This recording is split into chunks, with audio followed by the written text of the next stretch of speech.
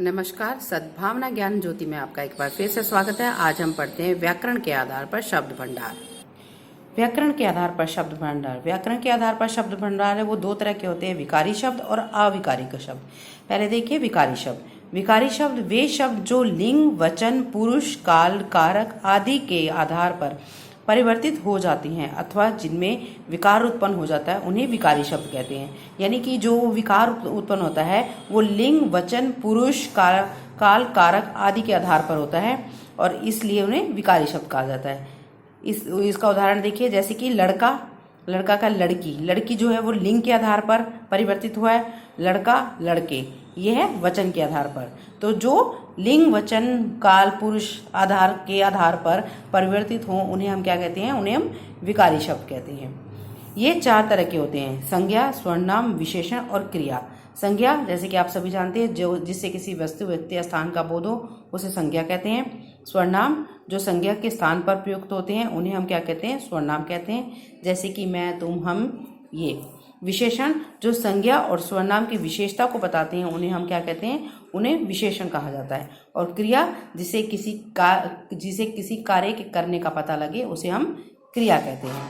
अब नेक्स्ट देखिए अविकारी शब्द। अविकारी शब्द वे शब्द जिनमें लिंग, वचन, पुरुष, काल अथवा कारक के आधार पर विकार उत्पन्न नहीं होता उन्हें अविकारी शब्द कहते हैं। यानी कि इनमें किसी तरह का परिवर्तन नहीं होता, किसी प्रकार का अविकार जो है वो उत्पन्न नहीं होता, वो कहलाए जाते हैं अविकारी शब्द। विकारी शब्द होते हैं। इन शब्दों को अवयव शब्द भी क्या कहा जाता है। इनके अलावा इन्हें क्या अवयव शब्द भी कहते हैं, जैसे कि आज, कल, परसों, ऊपर, नीचे, दाएं, बाएं आदि इस तरह के जो होते हैं वो अविकारी शब्द होते हैं। और इनको देख के हमें साफ क्लियर पता लग रहा है कि इनमें हमें किसी तरह का कोई परिवर्तन नहीं आ सकता। अब ये कितने? ये 5 प्रकार के होते हैं। अविकारी शब्द जो हैं वो 5 प्रकार के होते हैं। सबसे पहला है क्रिया विशेषण। क्रिया विशेषण जिससे हमें किसी क्रिया की विशेषता का पता लगे उसे हम क्रिया विशेषण कहते हैं। उसके बाद है शब्द संबंध बोधक।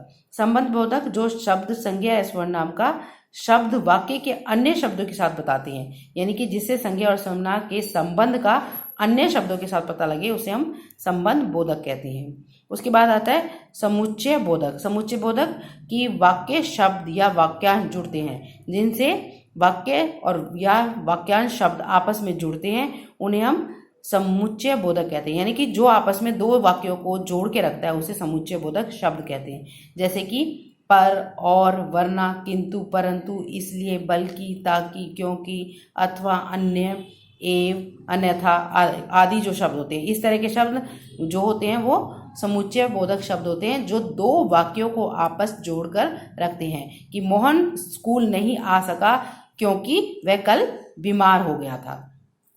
उसके बाद है नेक्स्ट विस्मय आदि बोधक शब्द। विस्मय आदि बोधक शब्द जो शब्द वाक्य में आश्चर्य, हर्ष, शोक, घृणा आदि भाव व्यक्त करने के लिए प्रयुक्त होते हैं उन्हें हम विस्मय बोधक शब्द कहते हैं, जैसे अरे, आह, वाह, काश, शाबाश, जो इस तरह के जिनसे हमें आश्चर्य होता है, घृणा होती है या शोक प्रकट होता है, ऐसे शब्द को विस्मय बोधक शब्द कहते हैं। उसके बाद आता है आपका निपात शब्द। निपात शब्द क्या होते हैं कि किसी भी बात पर अतिरिक्त भार देने के लिए जिन शब्दों का प्रयोग किया जाता है उन्हें हम निपात शब्द कहते हैं। जब हम कभी बात कर रहे होते हैं और बात करते करते जब हम किसी चीज के ऊपर, किसी अन्य शब्द के ऊपर हम जब विशेष भार देते हैं तो वो कहलाए जाते हैं निपात शब्द, जैसे कि भी, तो, तक, केवल, वह अभी तक नहीं आया क्योंकि वह उसके पास स्कूटर नहीं था।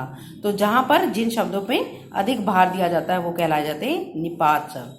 आई थिंक आपको शब्द भंडार वाक्य के आधार पर भी अच्छे से समझ आ गया होगा। धन्यवाद।